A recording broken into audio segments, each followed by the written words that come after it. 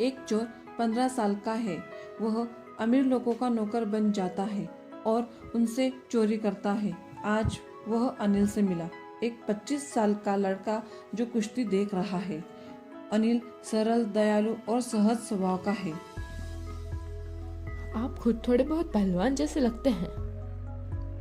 आप भी। अच्छा, मैं थोड़ी बहुत कुश्ती कर लेता हूँ। तुम्हारा नाम क्या है? हरी सिंह। वो हमेशा अपना नाम बदलता। मैं आपके लिए काम करना चाहता हूँ। माफ करना, पर मैं तुम्हें भुगतान नहीं दे सकता हूँ। तो क्या आप मुझे खाना दे सकते हैं? हाँ, अगर तुम खाना बना सकते हो तो मैं तुम्हें खाना दे सकता हूँ। हाँ, मैं खाना बना सकता हूँ। चलो जमुना मिठाई की दुकान पर। मैं एक शौकिया लेखक हूँ। मैं पत्रिकाओं के लिए लिखता हूँ, पर मेरी आय नियमित है, इसलिए मैं एक सप्ताह के बाद पैसे उधार लेता हूँ और चेक मिलने के बाद अपने दोस्तों के साथ जश्न मनाता हूँ। तुम बालकनी में सो सकते हो। रात को खाना तैयार है।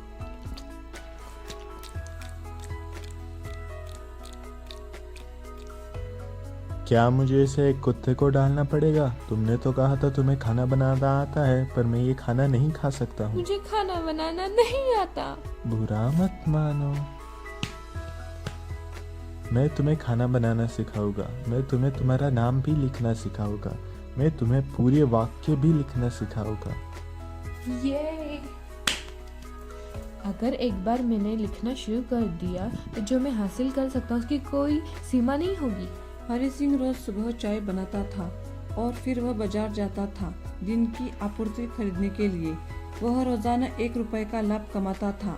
अनिल जानता था कि वह धोखा दे रहा है, लेकिन उसने जाने दिया। एक दिन अनिल नोटों का बंडल ले घर आया क्योंकि उसने प्रकाशक को एक किताब बेची थी। मैंने देखा कि अनिल ने पैसे की गठरी गद्दे के नीचे रख दी है जहाँ वह सोता है। मैं 1 महीने से अनिल के लिए काम कर रहा हूँ, लेकिन मैंने कोई चोरी नहीं की, सुबह के 1 रुपए के अलावा। और अनिल ने मुझे घर की चाबी दे रखी है, जिसकी वजह से मैं जब भी चाहूँ अंदर बाहर आ जा सकता हूँ। अनिल सबसे भरोसेमंद इंसान है जिससे मैं आज तक मिला हूँ। इसी वजह से उसे लूटना मुश्किल है और वो ध्यान भी नहीं देगा कि उसे लूटा जा रहा है। इसी वजह से लूटने का आनंद भी नहीं आएगा। अब कुछ असली काम करने का वक्त आ गया है। वैसे भी मैंने पैसे नहीं लिए तो अनिल वो अपने दोस्तों पर बर्बाद कर देगा और पैसे लेके मैं 10:30 बजे लखनऊ एक्सप्रेस पकड़ लूंगा। उसने चुपचाप नोटों को बाहर निकाला और जल्दी से कमरे से चला गया। 600 रुपए 50 रुपए के रूप में अब मैं 2 सप्ताह के लिए एक तेल अमीर अरब की तरह रह सकता हूँ। मैं टिकट नहीं खरीदूंगा क्योंकि मैंने अपने जिंदगी में कभी नहीं खरीदी। जब वह प्लेटफॉर्म पर पहुंचा तो ट्रेन चलने लगी। वह आसानी से कूद सकता था, लेकिन उसने ऐसा नहीं किया। वह खुद भी नहीं जानता था क्यों। अब मैं यहाँ हूँ, मुझे नहीं पता कि यह रात मैं कहाँ गुजारूं। मेरा कोई दोस्त नहीं है और वह मदद से ज्यादा मुसीबत है, और मैं होटल में रहकर किसी को संगी भी नहीं बना सकता। मैं सिर्फ अनिल को जानता हूँ। मुझे शायद वापस जाना चाहिए। मैंने लूटे जाने पर अलग अलग लोगों के चेहरे देखे हैं। लालची आदमी लूटे जाने पर डर दिखाता है, अमीर आदमी लूटे जाने पर गुस्सा दिखाता है और गरीब आदमी लूटे जाने पर स्वीकृता दिखाता है। लेकिन मुझे पता है कि अनिल जब चोरी का पता लगाएगा तो वो दुख का एक स्पर्श दिखाएगा, और वह पैसे के नुकसान के कारण नहीं बल्कि विश्वास के नुकसान के कारण दुखी होगा। मेरे कपड़े भीग गए हैं। तब वह बाजार में गया और आधी रात को घंटा घर की छावनी में बैठ गया। ये नोट बारिश से भीगे हुए हैं। अनिल शायद मुझे सिनेमा जाने के लिए 2 या 3 रुपए देता, लेकिन अब मेरे पास सब कुछ है। पर मैं अनिल के लिए खाना नहीं बना पाऊंगा, नहीं भागकर बाजार जा पाऊंगा, नहीं लिख पाऊंगा।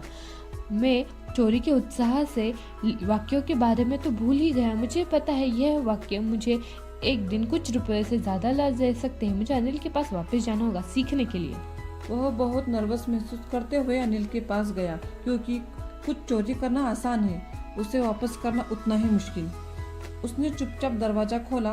उसका हाथ गद्दे के नीचे गया। उसने वहां नोट रख दिए। अगली सुबह वह देर से उठा। मैंने आज ही चाय बनाई है। अनिल ने उसे 50 रुपए दे दिए। मैंने कल कुछ पैसे कमाए थे, अब मैं तुझे नियमित रूप से भुगतान दे सकता हूँ। जब उसने नोटों को लिया तो बारिश से अभी भी गीला था। इसके मतलब अनिल को चोरी के बारे में पता था।